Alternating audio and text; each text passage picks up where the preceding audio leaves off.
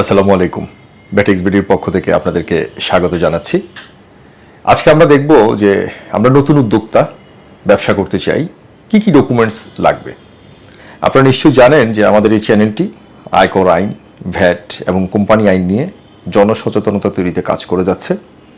যারা আমাদের চ্যানেলটি সাবস্ক্রাইব করেননি, প্লিজ আপনারা সাবস্ক্রাইব করে রাখুন, আর যারা ইতিমধ্যে সাবস্ক্রাইব করেছেন তাদের প্রতি রইল কৃতজ্ঞতা। তা আজকের এই বিষয়টি নিয়ে আপনাদের সঙ্গে আছি আমি advocate AG Mahmud, Bangladesh supreme court.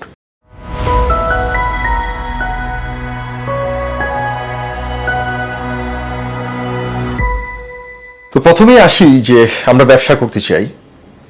ব্যবসা করার ক্ষেত্রে নতুন উদ্যোক্তা, পড়াশোনা শেষ করেছি, একটা ব্যবসা বাণিজ্য শুরু করতে চাই।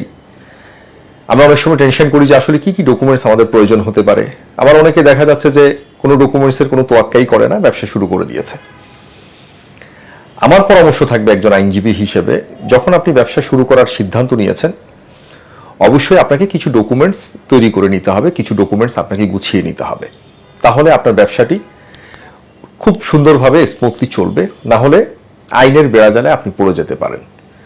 তো খুব সহজে আসলে বলি, কারণ এই বিষয়টা যখন বলি, আমরা আইনের কথা বলি, অনেকে এগুলোকে আবার অনেক সময় খুব পাজেল মনে করে, খুব ডিস্টার্ব মনে করে এবং অনুৎসাহিত হয়।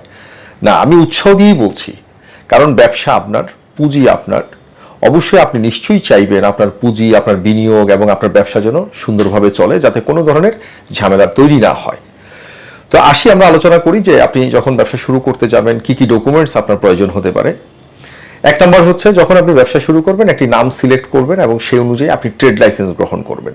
যদি আপনি সিটি কর্পোরেশন এলাকায় থাকেন, অথবা যদি আপনি কোনো পৌরসভার অধীন কোনো এলাকায় থাকেন, অথবা যদি আপনি ইউনিয়ন পরিষদের আওতাধীন কোনো এলাকায় বসবাস করেন, মানে যেই জায়গায় আপনি ব্যবসাটা শুরু করবেন সেই জায়গাটি যদি সিটি কর্পোরেশন, পৌরসভা অথবা ইউনিয়ন পরিষদের আওতায় হয়ে থাকে, আপনি সেই প্রতিষ্ঠানগুলো থেকে আপনি প্রথমে আপনার ব্যবসার ট্রেড লাইসেন্স সংগ্রহ করবেন, এক নাম্বার।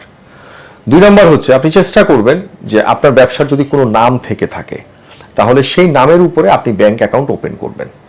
অবশ্যই আপনার ব্যবসায়িক লেনদেনগুলো আপনি ব্যাংকের মাধ্যমে করার চেষ্টা করবেন সর্বোচ্চভাবে, এবং সেটা আপনার ওই ব্যবসা প্রতিষ্ঠানের নামেই আপনি অ্যাকাউন্ট ওপেন করবেন এবং সেই অ্যাকাউন্টে আপনি লেনদেনগুলো করে নেবেন।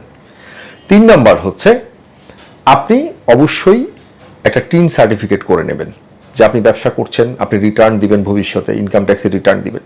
ট্যাক্স আসুক না আসুক সেটা বড় জিনিস না, বড় জিনিসটা হচ্ছে যে আপনি ইনকাম ট্যাক্সের যখন রিটার্ন দাখিল করবেন, সেটা শূন্য রিটার্ন হোক, আপনি অনেকগুলো সুবিধা আপনি পাবেন যেগুলো আপনার ব্যবসার ক্ষেত্রে কাজে লাগবে। তো এই জন্য আপনি টিন সার্টিফিকেট করে নেবেন। তারপরে আসেন যে আপনি যে ব্যবসাটা করবেন এটা কি পণ্যের সাথে জড়িত নাকি সেবার সাথে জড়িত।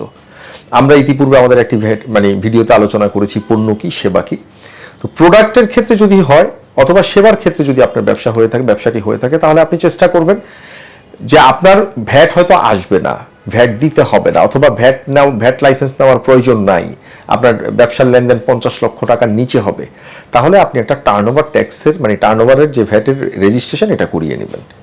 তো এই মূলত 4টা কাগজ আপনি সংরক্ষণ করবেন। এক নম্বর ট্রেড লাইসেন্স, দুই নম্বর হচ্ছে আপনার ব্যাংক অ্যাকাউন্ট ওপেন করবেন, সেখান থেকে bank solvency certificate, bank account আপনি ওপেন করলেন। তিন নম্বর হচ্ছে আপনি একটা টিআইএন রেজিস্ট্রেশন করে নিলেন। চার নম্বর হচ্ছে আপনি একটা বিআইএন রেজিস্ট্রেশন মানে বিজনেস আইডেন্টিফিকেশন নাম্বার অথবা ভ্যাট রেজিস্ট্রেশন করে নেবেন। এই 4টা ডকুমেন্টস নিয়ে আপনি ব্যবসা শুরু করবেন। এবার ধরে নেই যে আপনি ব্যবসাটা যেখানে শুরু করতে চাচ্ছেন, হয়তো আপনি একটা অফিস নিয়েছেন, নতুবা আপনি একটা দোকান নিয়েছেন, তাহলে এটা যখন এগ্রিমেন্ট হবে এই এগ্রিমেন্টের কপিটা আপনার কাছে রাখবেন।